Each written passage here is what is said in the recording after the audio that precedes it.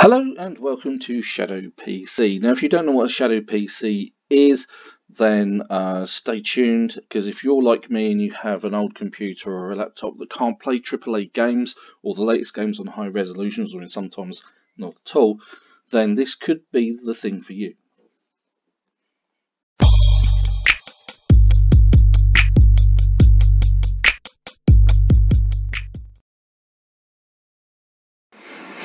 Okay, so Shadow Tech are the company that run Shadow PCs, and basically what it is you pay a subscription, and as you can see, the subscription for the Christmas deal is £20. Now you can get cheaper than that. I managed to get mine for £17 because I got a £10 discount code, and I found that online. I just did a Google search. But Shadow PC is basically gives you access to an online PC that will give you a high-end performance that you want to play AAA games. Now, if you're like me and you like to play Star Citizen, then having already got one of these, and it downloaded the Star Citizen game in about 10-15 minutes, and I was already in and playing, so it has a really high bandwidth in it as well. So, as you can see, you can play it on a laptop, or you can play it on a tablet, or you can play it on a phone. So, seamlessly upgraded. They continue to upgrade the hardware, so as new hardware gets implemented, you get that in your Shadow PC. It's really good. High-end performance, always up to date, free of charge, accessibility on any platform. So it's a high-end performance, seamlessly upgraded or continuing upgraded as and when, and accessibility on any platform. So for me, this kind of works really well because I've got a laptop here. I'm sitting on my laptop, and I can't really play at the best levels. I can't get the best graphics out of this laptop, and I can't out of my desktop either because it's got an old graphics card. Now, my choices are this. I can splash out the money for a 1080 GTX NVIDIA graphics card and bung it in my desktop upstairs. And that would probably cost me somewhere in the region of, say, 800 quid. But then, you know, I can't do much with that. I can't sit at the table and talk to my missus like I do every night. So that kind of limits me in my options. Plus, that's £800. That's £800 is a large amount of money, and I just don't have that kind of disposable income. And I'm sure a lot of people are in my situation as well.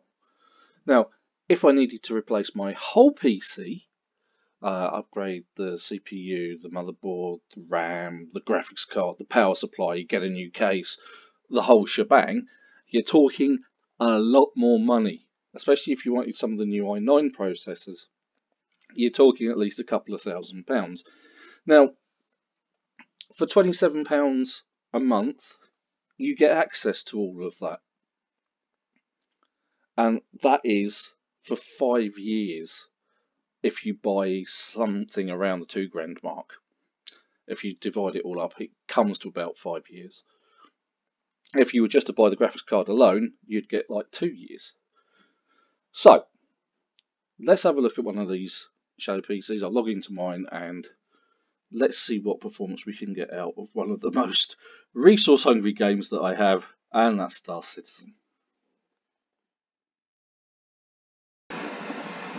Okay, so here I am looking at the login screen for my Shadow PC. So I'm just going to log in. Okay, and there we are. This is it. It looks just like any other desktop. Now, obviously, this leverages the bandwidth of your internet. So if you share internet or you don't have a really good internet, this might not work that well. Now, I'm using Wi-Fi, so maybe an actual connection to your router would give you better performance. But let's have a look.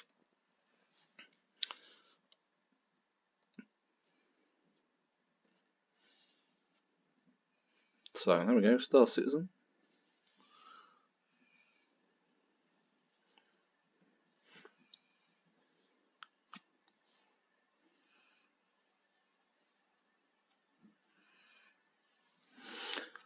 So, Star Citizen is obviously an online game, and I think if you're thinking this is going to be really good, I think it's going to be really good, but I think there are some problems, and that is of latency. Now, obviously, when you play an online game, latency is a problem, and if you don't know what latency is, it's like the time it takes to get from your computer to the server and back.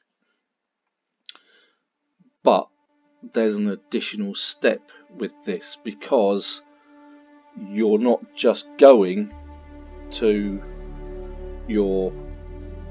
from your computer to the server, you're going to a shadow computer to the server and then back to your laptop or computer where you're sitting.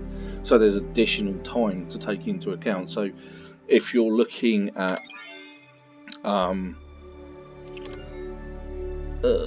let's go with you. So if you're looking at playing something and where latency is something that you need to take into account, then this might not work so well. And certainly it's worth considering. So, whilst we're waiting for Star Citizen to load, now my laptop vaguely plays this game, and not vaguely I mean I get 0 to 5 frames a second on it, and it is very unplayable. You just can't. And on my desktop I get 30, and I think the frames a second on that is limited to the power of the graphics card. So when we get in, being Port Olisar, so there we go. First, let's do a quick check. Escape options. Now, my computer upstairs, I can only play this on low, but this is playing on high at 1920 by 1080. So let's sally forth on the door. Which way? I don't think that actually matters. Skip and jump over the fence, or not, as the case might be. Yeah. Okay, that took a lot longer than you should have done. Right, so all nice and smooth so far. Right, so standing here in Port Olisar, like I have done in previous videos, and type in the magic words R_ display info. That's info 3. Now what that does is that puts in a frame rate at the top right hand corner, and I'm getting about 38 frames a second.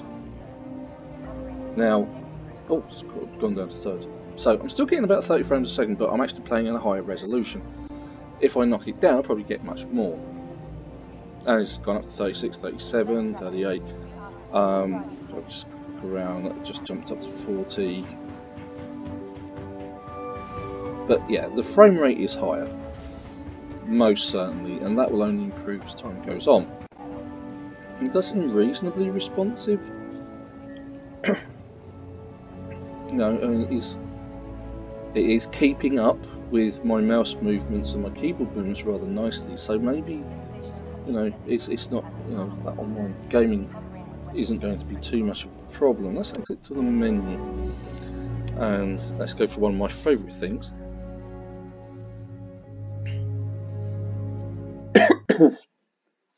And go to the Vandal Swarm, or Pirate Swarm in this case. Go back, Arena Commander, and we'll go for a single player game as we used to do. We'll go for the Pirate Swarm, and we will launch the game.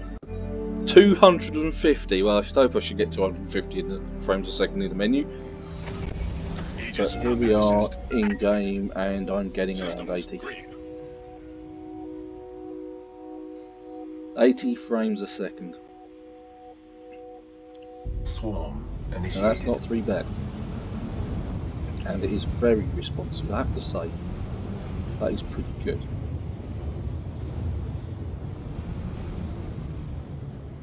Warning, there are multiple hostiles inbound.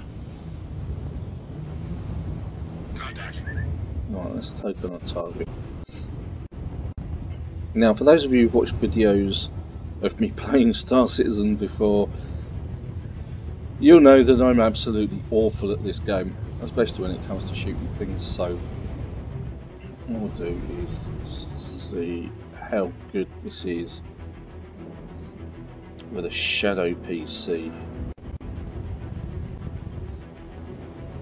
Okay.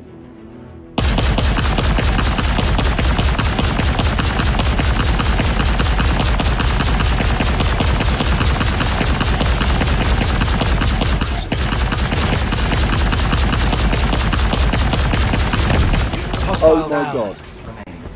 There is no way I just took that guy down in that amount of time. That's unreal.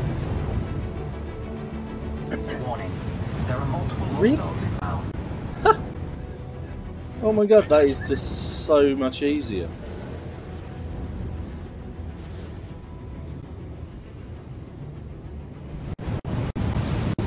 In case that was a fluke, let's try that again. Oh, there we go.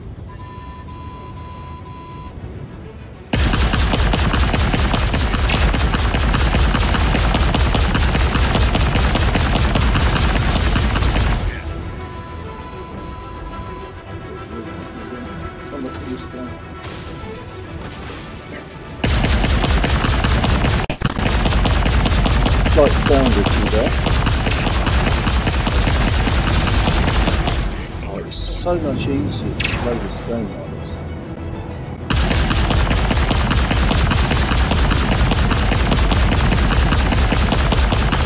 Target down. Oh my god, you see that? It's easy. It's just so much easy on this. I'm still getting 60, 70 frames a second.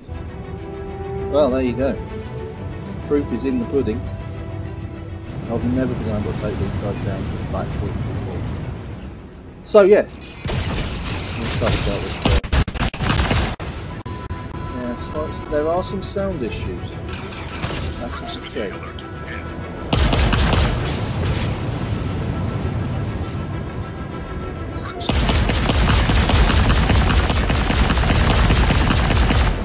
It's so much easier to track these guys.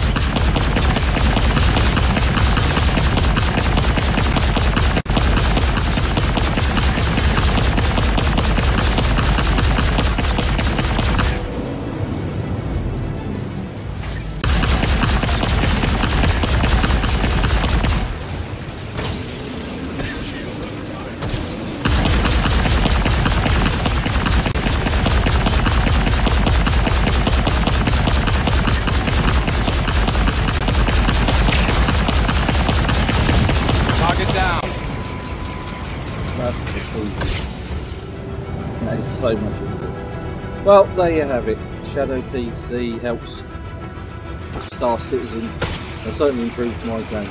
So if that's of any use for you at all, then fantastic. Please subscribe if you like this video, and we'll see you in the next one. Hopefully, this has been good for you, and the Shadow PC is something that you'd be interested in. Until the next time, don't forget, hit that subscribe button, and I'll see you then. Bye bye.